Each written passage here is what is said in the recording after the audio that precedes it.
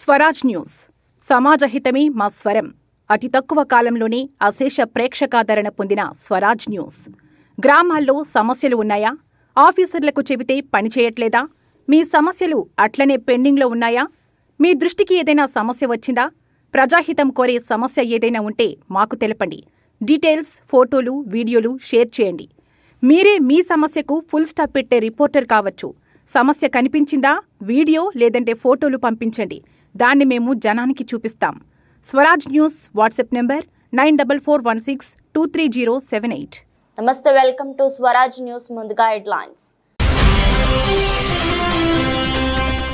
వరుసగా మూడోసారి ప్రధానిగా ప్రమాణ స్వీకారం చేసిన నరేంద్ర మోదీ రాజ్యాంగాన్ని గౌరవిస్తూ నిర్ణయాలు తీసుకుంటామని వ్యాఖ్య.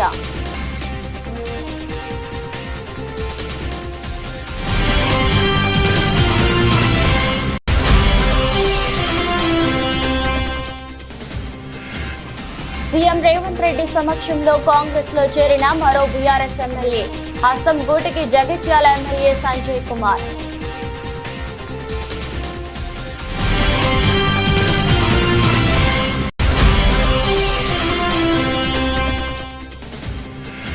పులివెందుల కాంట్రాక్టర్లకు మాజీ సీఎం జగన్ భరోసా. కోర్టుకు వెళ్లైనా బిల్లులు తెచ్చుకుందామని హామీ.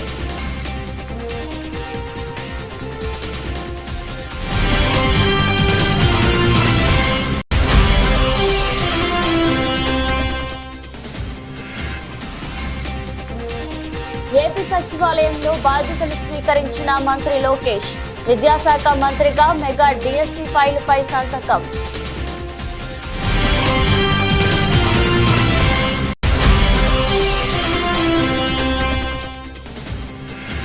తెలంగాణ వ్యాప్తంగా జూనియర్ డాక్టర్ల నిరవధిక సమ్మె. ఎమర్జెన్సీ సేవలు మినహా మిగతా అన్ని రకాల విధులను బహిష్కరించిన జుడాల.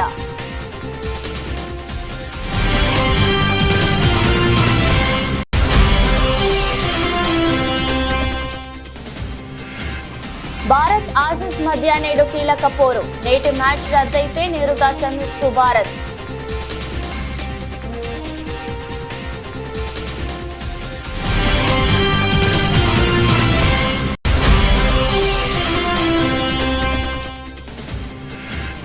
భారీ నష్టాలతో మొదలైన స్టాక్ మార్కెట్లు. ప్రధానంగా క్షీణించిన ఫార్మా, ప్రైవేట్ బ్యాంక్, మెటల్ షేర్లు.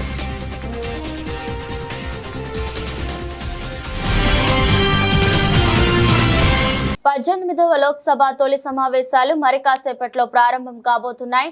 ఈ సందర్భంగా కొత్తగా ఎన్నికైన సభ్యులంతా ఇప్పటికీ పార్లమెంట్ భవనానికి చేరుకున్నారు. ఇక వరుసగా మూడోసారి ప్రధానిగా బాధ్యతలు తీసుకున్న నరేంద్ర మోదీ కూడా పార్లమెంట్ వద్దకు చేరుకున్నారు. ఈ సందర్భంగా మోదీ మీడియాతో మాట్లాడుతూ దేశానికి మూడోసారి సేవ చేసే భాగ్యాన్ని కల్పించినందుకు ప్రజలకు ఈ సందర్భంగా ధన్యవాదాలు తెలిపారు. రాజ్యాంగాన్ని గౌరవిస్తూ నిర్ణయాలు తీసుకుంటామని చెప్పారు. కొత్త పార్లమెంట్ భవనంలో 18వ లోక్సభ సమావేశం అవుతుందని చెప్పారు. ఈ సందర్భంగా కొత్తగా ఎన్నికైన సభ్యులకు స్వాగతం పలికారు. 18वीं लोकसभा में हमारे लिए खुशी की बात है कि युवा सांसदों की संख्या अच्छी है और हम जब 18 की बात करते हैं तो भारत की परंपराओं को जो जानते हैं, भारत की सांस्कृतिक विरासत से जो परिचित हैं, उनको पता है कि हमारे यहाँ 18 अंक का बहुत सात्विक मूल्य है. गीता के भी 18 अध्याय है. कर्म, कर्तव्य और करुणा का संदेश हमें वहां से मिलता है. हमारे यहाँ पुराणों और उपपुराणों की संख्या भी 18 है. 18 का मूलांक 9 है और 9 पूर्णता की गारंटी देता है. 9 पूर्णता का प्रतीक अंक है. 18 वर्ष की आयु में हमारे यहाँ मताधिकार मिलता है। 18वीं लोकसभा भारत के अमृतकाल की इस लोकसभा का गठन वो भी एक शुभ संकेत है। 18వ లోక్సభ సమావేశాలు ప్రారంభమయ్యాయి. కొత్త పార్లమెంట్ భవనంలో ఈ సమావేశాలు ప్రారంభమయ్యాయి. నూతనంగా ఎన్నికైన సభ్యులతో ప్రోటెం స్పీకర్ ప్రమాణం చేయిస్తున్నారు. ముందుగా వారణాసి నుంచి ఎంపీగా ఎన్నికైన ప్రధానమంత్రి నరేంద్ర మోదీ లోక్సభ సభ్యుడిగా ప్రమాణ స్వీకారం చేశారు. అనంతరం కొత్తగా ఎన్నికైన సభ్యులు ఒక్కొక్కరిగా ప్రమాణం చేస్తున్నారు.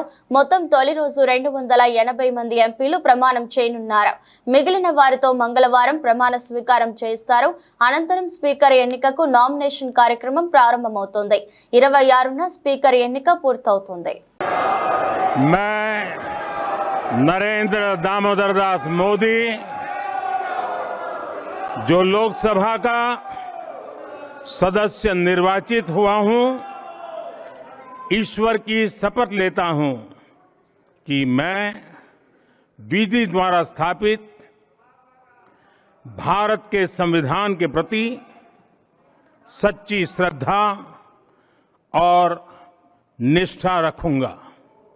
मैं भारत की प्रभुता और अखंडता अक्षुण्ण रखूंगा तथा जिस पद को मैं ग्रहण करने वाला हूं उसके कर्तव्यों का श्रद्धापूर्वक निर्वहन करूंगा।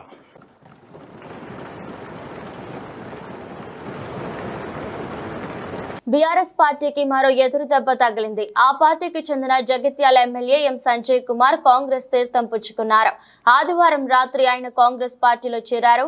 జూబ్లీహిల్స్ లోని సీఎం రేవంత్ రెడ్డి నివాసంలో ఎమ్మెల్యే కాంగ్రెస్ కండువా కప్పుకున్నారు. సీఎం రేవంత్ రెడ్డి కండువా కప్పి పార్టీలోకి సాదరంగా ఆహ్వానించారు. ఈ కార్యక్రమంలో మంత్రి పొంగులేటి శ్రీనివాసరెడ్డి, బోధన ఎమ్మెల్యే సుదర్శన్ రెడ్డి, సీఎం సలహాదారులు వేం నరేందర్ రెడ్డి పాల్గొన్నారు. కాగా ఈ చేరికతో మొత్తం 5గురు బీఆర్ఎస్ ఎమ్మెల్యేలు కాంగ్రెస్ లో చేరినట్టయింది. ఇటీవలే మాజీ స్పీకర్ పోచారం శ్రీనివాస్ రెడ్డి హస్తం పార్టీలో చేరారు. అంతకంటే ముందు దానం నాగేందర్, కడియం శ్రీహరి, తెల్లం వెంకట్రావులు కాంగ్రెస్ తీర్థం పుచ్చుకున్నారు. కాగా జగిత్యాల ఎమ్మెల్యే సంజయ్ కుమార్ విషయానికి వస్తే 2018లో ఆయన తొలిసారి ఎమ్మెల్యేగా గెలిచారు. 2023 అసెంబ్లీ ఎన్నికల్లో రెండోసారి గెలిచారు. సీఎం పీసీసీ అధ్యక్షుడు రేవంత్ రెడ్డి ఆహ్వానం మేరకు కాంగ్రెస్ లో చేరినట్టుగా ప్రచారం జరుగుతోంది. మెగా డిఎస్సీకి ఆంధ్రప్రదేశ్ కేబినెట్ ఆమోదం తెలిపినట్లు సమాచారం. సోమవారం ఉదయం సీఎం చంద్రబాబు నేతృత్వంలో కేబినెట్ భేటీ ప్రారంభమైంది. ఈ సమావేశంలో ఎన్నికల సందర్భంగా ప్రజలకు ఇచ్చిన హామీల అమలుపై మంత్రులు చర్చిస్తున్నారు. ఈ క్రమంలోనే మెగా డిఎస్సీ నిర్వహణకు సంబంధించిన షెడ్యూల్ ను అధికారులు కేబినెట్ ముందుంచారు. దీనిపై సమగ్రంగా చర్చించిన కేబినెట్ మెగా డిఎస్సీకి ఆమోదం తెలిపింది. ప్రతిపాదిత షెడ్యూల్ ప్రకారం జూలై 1 నుంచి ప్రారంభమయ్యే ప్రక్రియ డిసెంబర్ 10 నాటికి ముగియనుంది. మెగా డిఎస్సీ కింద 16,347 పోస్టులను భర్తీ చేయనున్నట్లు అధికారులు తెలిపారు. దీంతో పాటు గత ప్రభుత్వం తీసుకొచ్చిన ల్యాండ్ టైటిలింగ్ చట్టం రద్దు, ఎన్నికల సందర్భంగా పింఛన్ పెంపు హామీ, అన్న క్యాంటీన్ల పునరుద్ధరణ తదితర హామీల అమలుకు మంత్రివర్గం ఆమోదం తెలిపినట్లు సమాచారం. కొత్తగా టెట్ నిర్వహణ, టెట్ లేకుండా డిఎస్సీ నిర్వహణ ప్రతిపాదనలపైన మంత్రులు చర్చించారు. ప్రస్తుతం 3,000గా ఉన్న పెన్షన్ను 4,000కు పెంచేందుకు కేబినెట్ ఓకే చెప్పింది. పెంచిన పెన్షన్ను జూలై 1 నుంచి లబ్ధిదారులకు ఇంటి వద్ద అందజేయాలని మంత్రులు నిర్ణయించారు.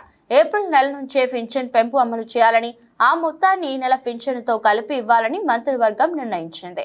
దీంతో ఈ నెలలో పెన్షన్దారులు 7,000 చొప్పున అందుకోనున్నారు. పులివెందుల ఏరియా డెవలప్మెంట్ ఏజెన్సీ కింద అభివృద్ధి పనులు చేసిన కాంట్రాక్టర్లు అధైర్యపడవద్దని మాజీ సీఎం జగన్ భరోసా ఇచ్చారు.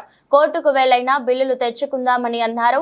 వైఎస్ఆర్ జిల్లా పులివెందుల పర్యటనలో ఉన్న ఆయనను Pulivendula municipal chairman Varaprasad, vice chairman Manohar Reddy, ఇతర కౌన్సిలర్లు కలిసి బిల్లుల అంశాన్ని ప్రస్తావించారు. నీరు చెట్టు కింద పనిచేసిన టీడీపీ నాయకులకు 250 కోట్ల మేర బిల్లులను వైసీపీ ప్రభుత్వ హయాంలో చెల్లించినట్లు జగన్ గుర్తు చేశారు. వైసీపీ పాలనలో 4.5 ఏళ్లు ఎలాంటి ఇబ్బందులు లేకుండా బిల్లులు చెల్లించామని ఆయన తెలిపారు. కాంట్రాక్టర్లు కాస్త ఓపిక పట్టాలని సూచించారు. వైసీపీ హయాంలో చేసిన పనులకు బిల్లులు చెల్లించకపోతే కోర్టుకెళ్లైనా బిల్లులు తెచ్చుకుందామని అన్నారు. మరోవైపు జగన్ ను కలిసేందుకు క్యాంపు కార్యాలయానికి తరలివచ్చిన కార్యకర్తలు, అభిమానుల మధ్య తోపులాట జరగడంతో పోలీసులు రంగంలోకి దిగి లాఠీ చార్జ్ చేయాల్సి వచ్చింది. ఈ క్రమంలో కార్యాలయ అద్దాలు పగిలి ఓ కార్యకర్తకు గాయాలయ్యాయి. క్యాంపు కార్యాలయానికి పోలీసులు పటిష్ట బందోబస్తు ఏర్పాటు చేశారు.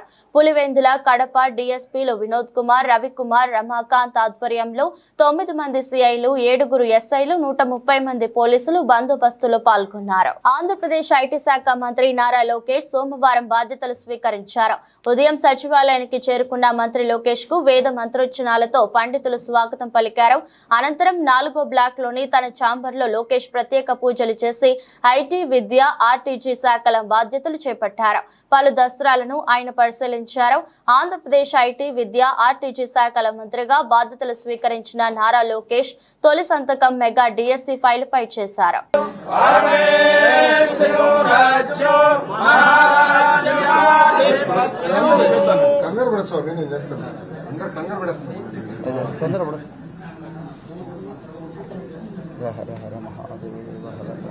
ఓం జాతవేద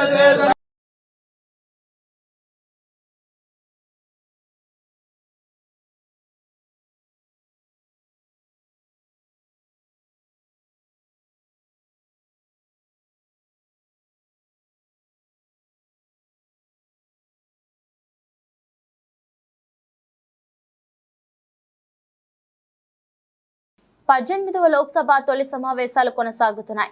సభ్యులతో ప్రొటెం స్పీకర్ భర్తృహరి మహతా ప్రమాణ స్వీకారం చేయిస్తున్నారు. తొలుత ప్రధాని మోదీ వారణాసి ఎంపీగా ప్రమాణం చేశారు.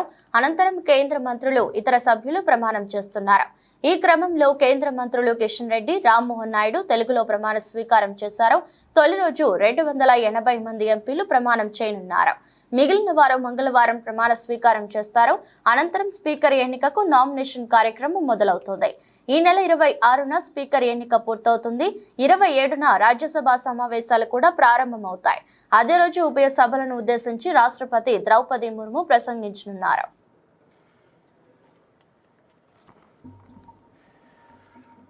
గంగాపురం కిషన్ రెడ్డి అను నేను లోక్సభ సభ్యునిగా ఎన్నుకోబడినందున చట్టరీత్యా నెలకొల్పబడిన భారత సంవిధానం పట్ల యథార్థమైనటువంటి భక్తి విశ్వాసములు కలిగి ఉంటానని, భారతదేశపు సర్వసత్తాక అధికారంను, అఖండతను సమర్థిస్తానని, నేను స్వీకరించబో కర్తవ్యంను శ్రద్ధాశక్తులతో నిర్వహిస్తానని దైవసాక్షిగా ప్రమాణం చేస్తున్నాను.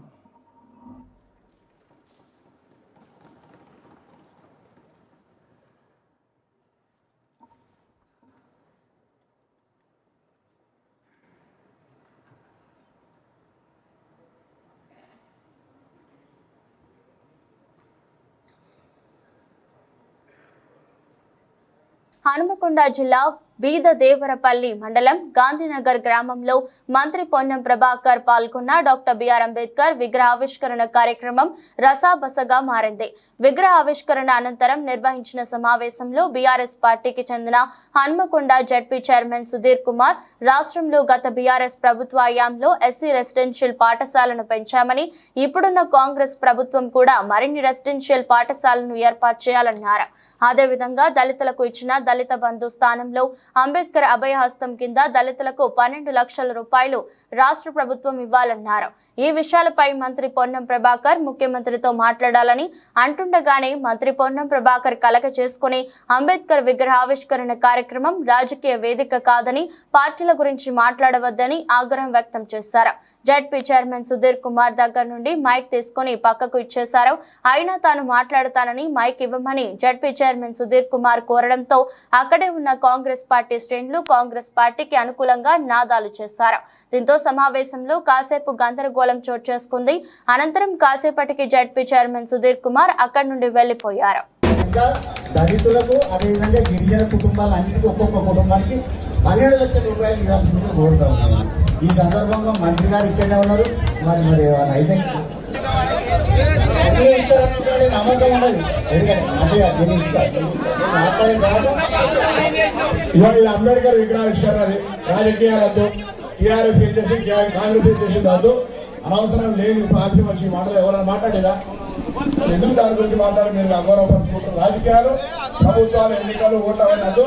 అంబేద్కర్ గారు గౌరవిద్దాం.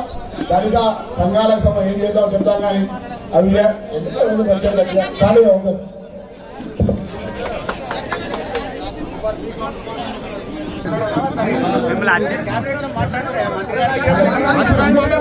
మంత్రి గారు క్యాంప్ ఆఫీస్కి పోయి చెప్పండి. మీరు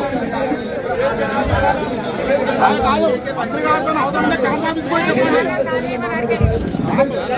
సైన్స్ ముసుగులో ఖరీదైన కార్పొరేట్ మోసాలు జరుగుతున్నా ప్రభుత్వాలు చోద్యం చూడటం అన్యాయమని రాష్ట్ర ప్రజా కాంగ్రెస్ ఆర్పీసీ ప్రధాన కార్యాలయంలో జరిగిన పార్టీ వారాంతపు సమావేశంలో ఆర్పీసీ వ్యవస్థాపక అధ్యక్షులు మేడా శ్రీనివాస్ ఎద్దేవా చేశారు.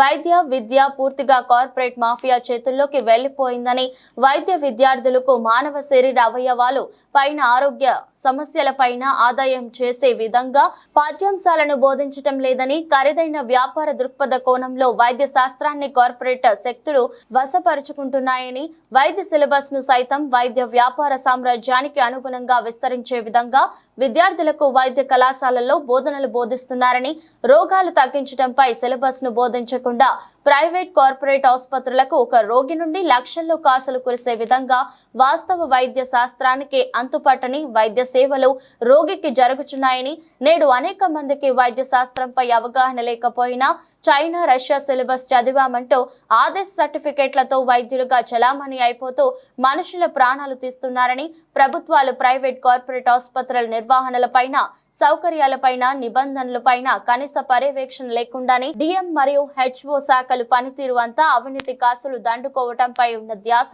ప్రజల ఆరోగ్య భద్రతా సౌకర్యాలపై లేకపోతుందని ఆయన తీవ్రంగా విమర్శించారు.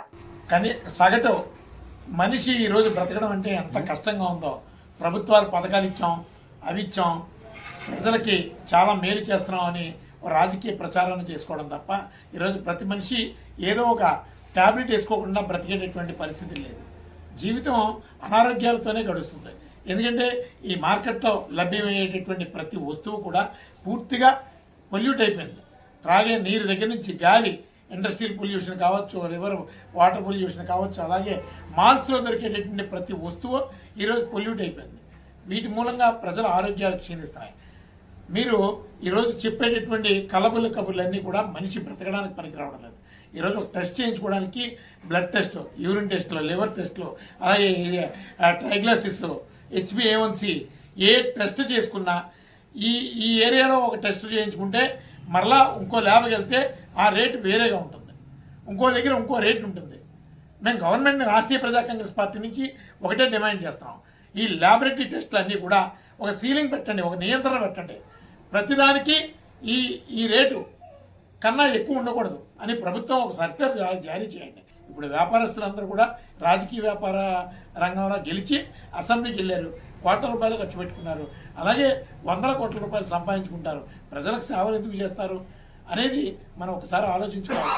రాష్ట్రీయ ప్రజా కాంగ్రెస్ పార్టీ సుదీర్ఘ లక్ష్యం ఈ సమాజానికి, అలాగే ప్రజలకి, బాధిత ప్రజలకి ఒక బాధ్యత కలిగినటువంటి ఒక సెక్యులర్గా మనిషి జీవితాన్ని ముందుకు నడిపించాలనే ప్రధాన దృక్పథంతో రాష్ట్రీయ ప్రజా కాంగ్రెస్ పార్టీ పనిచేస్తుంది. అలాగే ప్రభుత్వానికి రాష్ట్రీయ ప్రజా కాంగ్రెస్ పార్టీ నుంచి రిటర్న్గా ఒక లెటర్ కూడా పెట్టడం జరిగింది. ఈ ల్యాబొరేటరీ టెస్టులు, అలాగే ప్రభుత్వ ఆసుపత్రుల్లో కొన్ని వైద్యాలకు సంబంధించి ఒక రేటుని నిర్ణయించి దానికి తగినటువంటి ఒక సర్క్యులర్ని అమలు చేయమని రాష్ట్రీయ ప్రజా కాంగ్రెస్ పార్టీ నుంచి ప్రభుత్వాన్ని కోరుతున్నాం. తెలంగాణ రెవెన్యూ, గృహ నిర్మాణ, సమాచార శాఖ మంత్రి పొంగులేటి శ్రీనివాసారెడ్డి మరోసారి మానవత్వాన్ని నిరూపించుకున్నారు. ఆదివారం సాయంత్రం ఖమ్మం జిల్లా కూసుమంచి నుంచి హైదరాబాద్ కు వెళ్తుండగా సూర్యాపేట జిల్లా చివ్వెంల మండల కేంద్రంలో కారు ప్రమాదం జరిగింది. ఈ ఘటనలో ద్విచక్ర వాహనంపై ప్రయాణిస్తున్న వాహనదారుడికి తీవ్ర గాయాలయ్యాయి. ఘటనను గమనించిన మంత్రి పొంగులేటి తన కాన్వాయ్ను ఆపి తన కాన్వాయ్లోని ఒక వాహనంలో బాధితుడిని స్థానిక ఆసుపత్రికి తరలించారు. ఈ సందర్భంగా మంత్రి పొంగులేటికి స్థానిక ప్రజలు, బాధిత కుటుంబ సభ్యులు కృతజ్ఞతలు తెలిపారు.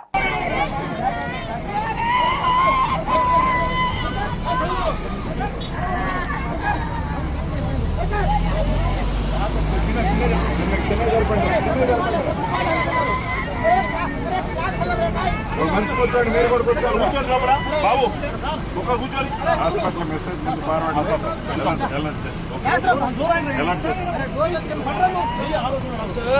మీద పెట్టుకోమ్మా. అరే అటు కూర్చోండి. రైట్ రైట్ తప్పండి రేగా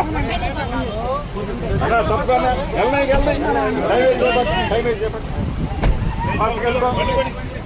ఎవరా బండి స్పీడ్ బండి నువ్వు వెళ్ళిపో, నీ పని వెళ్ళిపో.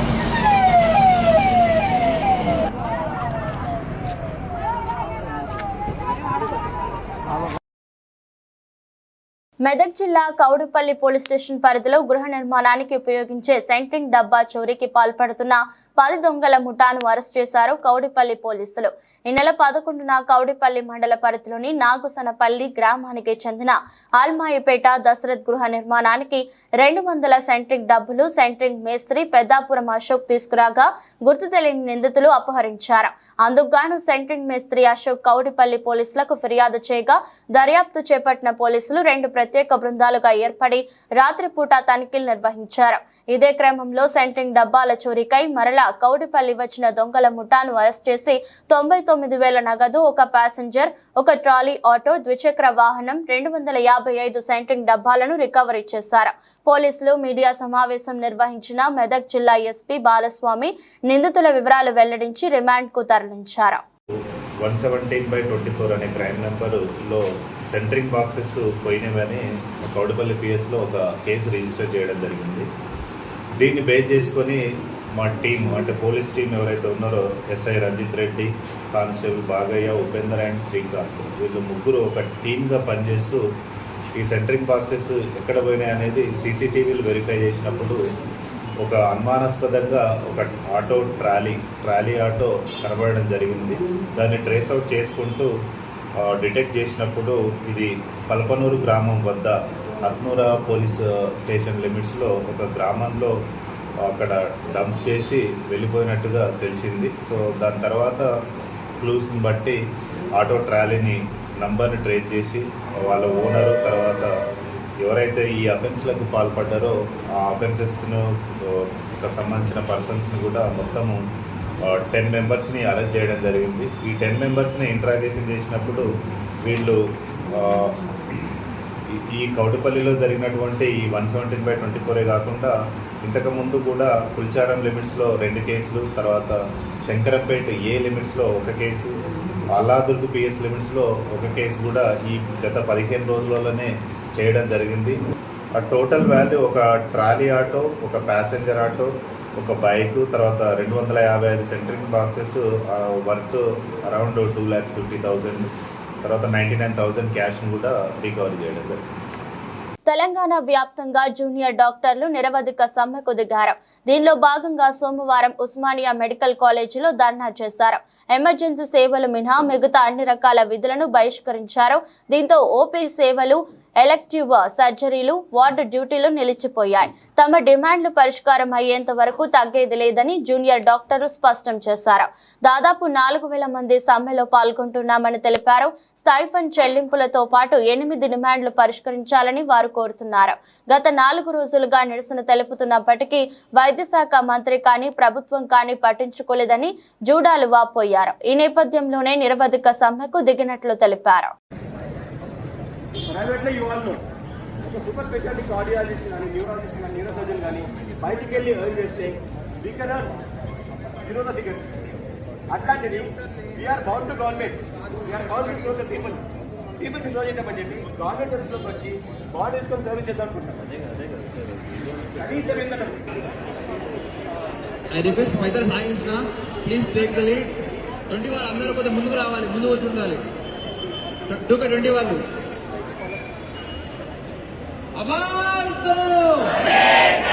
T20 వరల్డ్ కప్ 2024లో భారత్ నేడు అత్యంత కీలకమైన మ్యాచ్ ఆడనుంది. సెయింట్ లూసియాలోని డారెన్ సామి నేషనల్ క్రికెట్ స్టేడియం వేదికగా ఆస్ట్రేలియాతో తలపడనుంది. సూపర్ 8 దశలో ఇరు జట్లకు ఈ మ్యాచ్ అత్యంత కీలకమైంది. మొత్తం 5 విజయాలతో టీమిండియా మంచి దూకుడు మీద ఉంది. సూపర్ 8 దశలో ఆడిన 2 మ్యాచ్ల్లోనూ గెలిచిన సెమీస్ బెర్త్ ఇంకా అధికారికంగా ఖరారు కాలేదు. మరోవైపు ఆస్ట్రేలియా జట్టు అనూహ్య రీతిలో గత మ్యాచ్లో ఆఫ్ఘనిస్తాన్ చేతిలో ఓడిపోయింది. దీంతో ఆ జట్టు సెమీస్ అవకాశాలు సంక్లిష్టంగా మారాయి. దీంతో అటు ఆసీస్ ఇటు భారత్ జట్లకు నేటి మ్యాచ్ అత్యంత కీలకంగా మారింది. ఈ మ్యాచ్ ఫలితం ఒక సెమీస్ బెర్త్ ని ఖరారు చేయడం ఖాయంగా కనిపిస్తోంది. అయితే యాక్యువెదర్ రిపోర్టు ప్రకారం ఈ మ్యాచ్ కు వరుణుడు ఆటంకం కలిగించే అవకాశాలున్నాయి. మ్యాచ్ సమయంలో వాన పడే అవకాశం 40% ఉందని పేర్కొంది. భారత్ వర్సెస్ ఆస్ట్రేలియా మధ్య మ్యాచ్ వర్షం కారణంగా రద్దయితే సెమీస్ సమీకరణాలు ఆసక్తికరంగా మారతాయి. భారత్ మ్యాచ్ గెలిస్తే దర్జాగా సెమీస్ లోకి అడుగు పెడుతుంది. ఒకవేళ మ్యాచ్ రద్దయితే ఇరు జట్లకు చెరో పాయింట్ లభిస్తుంది. పర్యవసానంగా మొత్తం 5 పాయింట్లతో టీమిండియా సెమీస్ లో అధికారికంగా అడుగు పెడుతుంది. ఈ సమీకరణంలో ఆసీస్ ఖాతాలో 3 పాయింట్లు మాత్రమే ఉంటాయి. దేశీయ స్టాక్ మార్కెట్ సూచీలు వారంలో మొదటి రోజైన సోమవారం భారీ నష్టాలతో ప్రారంభమయ్యాయి. బెంచ్ మార్క్ సూచీలైన సెన్సెక్స్, నిఫ్టీలు సహా బ్యాంక్ నిఫ్టీ మిడ్ క్యాప్లు కూడా ప్రపంచ వ్యాప్తంగా నెలకొన్న ప్రతికూల ప్రభావంతో దిగువనకు పయనించాయి. ఈ క్రమంలో ఉదయం 9:40 సమయంలో సెన్సెక్స్ దాదాపు 400 పాయింట్లు పతనమై 76,885 వద్ద, నిఫ్టీ కూడా 103 పాయింట్లు తగ్గి 23,382 వద్ద ప్రారంభమయ్యాయి. మరోవైపు Nifty bank 473, Nifty mid cap 100 సూచీ 530 పాయింట్లు కోల్పోయింది. ఈ క్రమంలో ఫార్మా, ప్రైవేట్ బ్యాంక్, మెటర్ షేర్లు ప్రధానంగా క్షీణించాయి. మిడ్ క్యాప్, స్మాల్ క్యాప్ సూచీలు కూడా 0.5% మేర నష్టపోయాయి. ఈ నేపథ్యంలోనే ప్రస్తుతం IndusInd bank, Tata steel, Cipla, Adani ports, SBI bank కంపెనీల షేర్లు టాప్ 5 నష్టాల్లో ఉండగా సన్ ఫార్మా, ఐటీసీ, టీసీఎస్, విప్రో, ఐసీఐసీఐ బ్యాంక్ సంస్థల షేర్లు టాప్ 5 లాభాల్లో ఉన్నాయి. భారత స్టాక్ మార్కెట్లో జూన్ 21న విదేశీ సంస్థాగత ఇన్వెస్టర్లు 1,790.19 కోట్ల విలువైన షేర్లను విక్రయించగా, దేశీయ సంస్థాగత ఇన్వెస్టర్లు 1,237.21 కోట్ల విలువైన షేర్లను కొనుగోలు చేశారు. వార్తలు ముగించే ముందు మరోసారి హెడ్లైన్స్. వరుసగా 3వ ప్రధానిగా ప్రమాణ స్వీకారం చేసిన నరేంద్ర మోదీ రాజ్యాంగాన్ని గౌరవిస్తూ నిర్ణయాలు తీసుకుంటామని వ్యాఖ్య.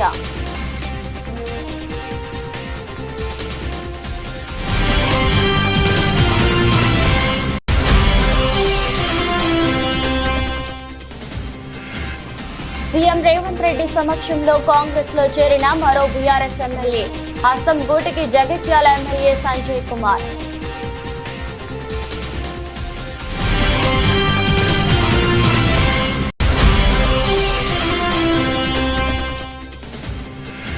పులివెందుల కాంట్రాక్టర్లకు మాజీ సీఎం జగన్ భరోసా. కోర్టుకు వెళ్లైనా బిల్లులు తెచ్చుకుందామని హామీ.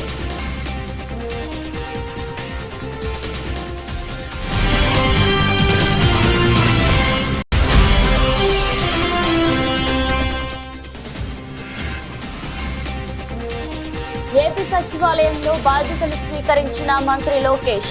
విద్యాశాఖ మంత్రిగా మెగా డిఎస్సి ఫైలుపై సంతకం.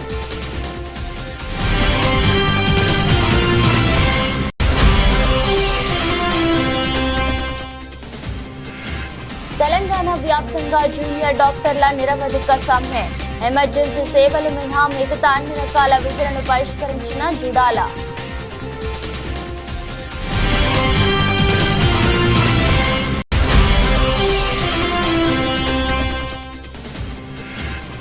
భారత్ ఆసీస్ మధ్య నేడు కీలక పోరు. నేటి మ్యాచ్ రద్దయితే నేరుగా సెమీస్ కు భారత్.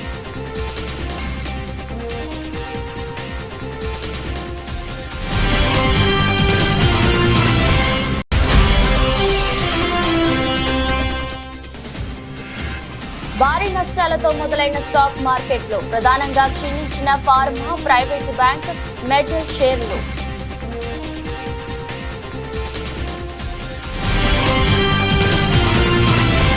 ఇది రోజు బులెటిన్. మరో బులెటిన్లో మళ్ళీ కలుద్దాం.